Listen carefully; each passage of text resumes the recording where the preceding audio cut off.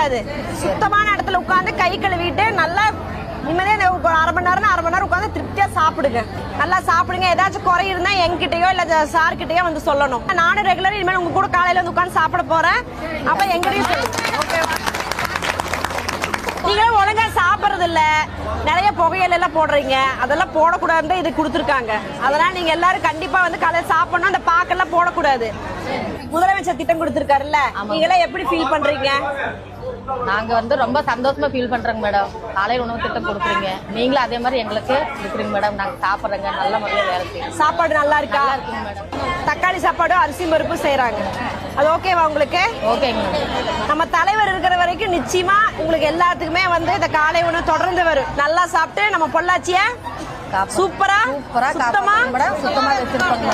மாண்புமிகு முதலமைச்சர் அவர்களுக்கு நன்றி.